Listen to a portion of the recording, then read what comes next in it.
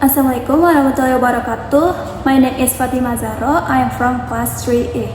So, this assignment is assigned to translate 5 sentences from any text in English into Indonesian. And the text must consist of simple, compound, and complex sentences.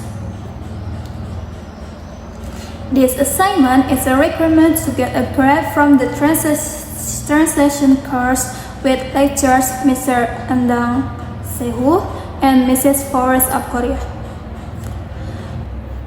Okay, so before I continue the explanation about this assignment, I want first to show the sentence type analysis in the story.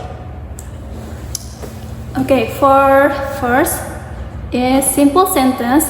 In this story, in this, like, one day Goldilocks was walking through the forest when she saw a little house. And for the compound sentence, she knocked on the door, but no one answered, so she pushed it open and stepped inside. And for complex sentence, the house belonged to the 3 bears, but they were not a home because they had gone for a walk in the forest. Next, this is have simple sentence. Okay, on the table, there were 3 bowls of porridge, 1 big bowl, 1 medium-sized bowl, and 1 small bowl. Next are common sentence again. The porridge in the big bowl was too hot, and the porridge in the medium-sized bowl was too cold. Next have complex sentence. However, the porridge in the small bowl was just right, so she ate it all. Next, simple sentence again. After eating, she felt tired and looked around in the house for a place to rest. Next, complex. The big chair was too hard, the medium-sized chair was too soft, but the small chair was just right. Next, complex sentence again. Unfortunately, when she sat on the small chair, it broke into pieces. So, I got this text from a children's story that is quite famous among children. A story called Goldilocks and the 3 Bears.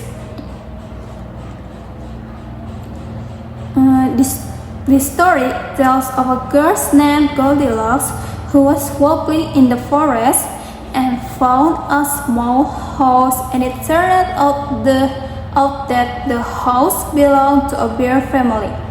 Goldilocks went into it and saw that there was porridge on the bowl and ate it, and she fell asleep in the house. So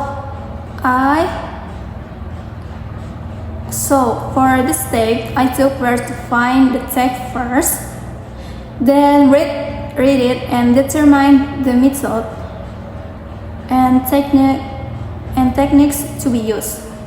Then I decided to use the free translation method because it is to maintain the fluidity of the story and the beauty of the narrative in Indonesian. As for the technique, I used the naturalization technique as in the example. The choice of words such as feeding and soft is adapted to the nuances of children's stories that are light and easy to understand. So the conclusion of this translation assignment is that I use the methods that are easy and understandable for children because this is a short story for children. So I think that's enough for me. I'm sorry for the mistake and thank you very much.